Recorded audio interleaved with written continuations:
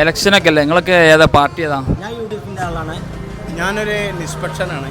ഞാൻ സ്വതന്ത്രനാണ്. ഞാനൊരു ഇടതുപക്ഷത്തെ അനുകൂലിക്കുന്ന ഒരാളാണ്. ഇതിലിപ്പോൾ ആര് ജയിക്കുന്നതാണ് നിങ്ങളെ അഭിപ്രായത്തിൽ?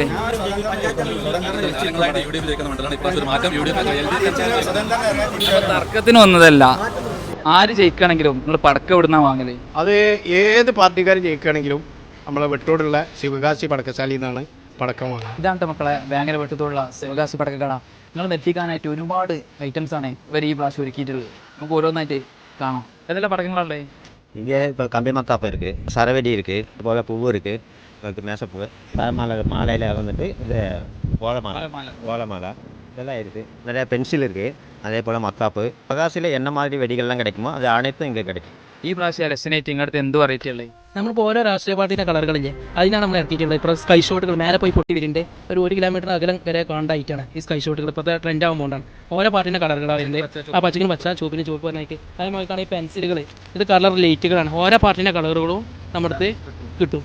അങ്ങനത്തെ ഓരോ ഐറ്റം വെറൈറ്റികളും നമ്മുടെ അടുത്ത് ഉണ്ട്. ഓരോ പ്രാവശ്യം കളർ പൂ, മേശപ്പൂകളൊക്കെ ഓരോ പാർട്ടിനനുസരിച്ചുള്ള കളറുകൾ മേശപ്പൂകളാണ് ഇറക്കിയിട്ടുള്ളത്. പിന്നെ ഇപ്പോൾ ട്രെൻഡിങ് ആണല്ലോ നെറ്റിക്കൽ ബിരിയാണി. അതേപോലെ ഉണ്ട് ഒരു സാധനം ഉണ്ട്, നെറ്റിക്കൽ പടക്കം ഉണ്ട്. അത് നമ്മൾ ഇവിടെ ഒന്നുകാട് ചോദിക്കണം, നെറ്റിക്കൽ പടക്കം ഉണ്ടായി ചോദിക്കണം. ഒരു വെറൈറ്റി സാധനം ഉണ്ട്.